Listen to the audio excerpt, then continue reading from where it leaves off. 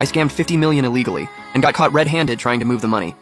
But during the interrogation, I suddenly asked the financial crimes detective, "The 2 fraud cases you're pinning on me, those went down at 8:30 last night, right?" The detective waved his hand impatiently. "The evidence is airtight. What are you even trying to argue?" So, where exactly was I between 8 and 9 p.m. last night?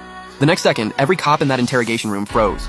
They'd been so locked in on the fraud case, they completely missed what I was setting up. The moment those words left my mouth, the whole room went dead silent. In my past life, I was the perfect fall guy for my girlfriend and roommate. They pulled off a massive fraud and theft that shook the whole campus, then used my digital signature and fingerprints to pin it all on me. 4 years of law school and I never saw it coming. I became a victim of the very system I studied. I got sentenced to 10 years, my parents never recovered, they died broken. I thought if I just survived long enough, I'd finally see the light. But the day before my release, they had me killed inside. When I opened my eyes again, I was back, the exact day they were closing the trap. If they could fake evidence putting me at the scene, I'd create an alibi so airtight no one on earth could deny it. With that plan in mind, I headed straight to the front of the downtown police station and went live. I grabbed a brick and smashed a row of rental bikes. The stream blew up instantly. Comments were flooding the screen nonstop. "Bro, this guy's lost his mind. Someone call the cops.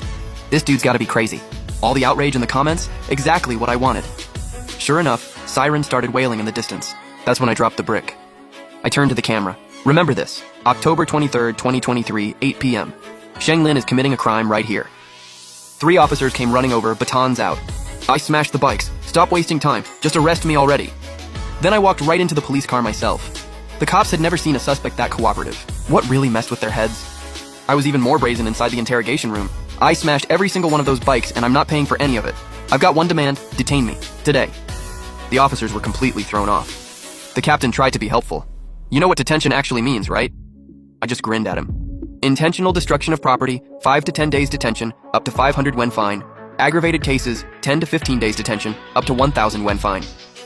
I wrecked 5 bikes, total damage over 2,000 yuan. That qualifies as aggravated. The captain stared. "You study law?" I nodded. "Yep, that's exactly why I know what I'm doing." The cops had no choice. By the book, they had to put me in a detention cell. I leaned against the wall, closed my eyes, and thought back to my past life. Right now, Zhu Wangsheng and Liu Ruyan were at the school computer lab, finishing the final wire transfer. They used my student card to get in, my fingerprint to unlock the computer, and a pre-recorded voice clip to verify the transaction.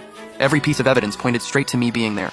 This time around, I was sitting in a police detention cell. The department itself was my alibi. I'd like to see anyone try to punch holes in that. While I was mapping out my next move, a breaking news alert popped up on the TV. Shares of companies saw unusual fluctuations today. Authorities have launched an investigation. Seeing that, I knew my job now was to lay low, wait for Liu Ruyan and Zhu Wangsheng to show up with their evidence and try to frame me. Once they made their move, it'd all be over. Just like I expected, early the next morning, they pulled me out of the cell. The officer slammed a pile of documents on the table. Last night at 8:30, 50 million was illegally transferred out of companies' accounts. Every single transaction was authorized using your personal credentials, private key, and digital signature. Just then, my parents showed up at the station, with Liu Ruyan and Zhu Wangsheng right behind them. Liu Ruyan couldn't wait to chime in. "Uncle, Auntie, I really didn't want to say this, but Sheng Lin's been deep into online gambling lately, and he owes a ton of money. Last night, he even stole my laptop." I think my mom cut her off. My son would never do something like this. But then Liu Ruyan pulled out a phone and hit play. It sounded just like me. "I'm gonna score big. Pull this off and I'll never have to answer to anyone again." My heart was pounding. When was that recorded? I had zero memory of ever saying that. Zhu Wangsheng pulled out his phone and handed it over to the cops, too. "Officer, these are my chat logs with Sheng Lin."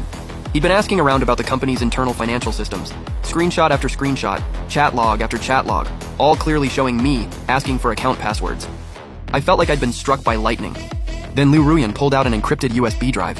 "We found this in Sheng Lin's dorm yesterday. It's loaded with offshore bank account documents." The officer plugged it in. The screen filled up with code and banking files I couldn't make heads or tails of. Another officer walked in and whispered something to the captain. His expression got even darker. The captain turned to my parents. "Did you get any debt collection calls last night?" My mom nodded. Someone called saying Sheng Lin owed them 3 million. I figured it was a scam call. Right there, with all that evidence stacked against me, my mom collapsed before she could finish speaking. That's when my most respected professor showed up, eyes full of disappointment and confusion. "Sheng Lin, why? How could you do this?" I kept my head down, couldn't even look at him. I just murmured, "Someone stole my signature and credentials."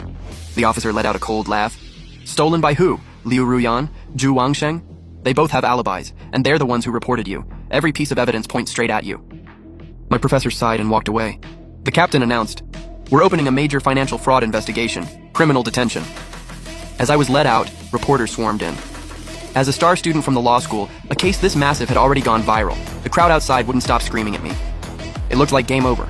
Liu Ruyan and Zhu Wangsheng were smirking, but that's when I dropped the bomb. Officer, just to confirm, the crime went down at 8:30 last night, right?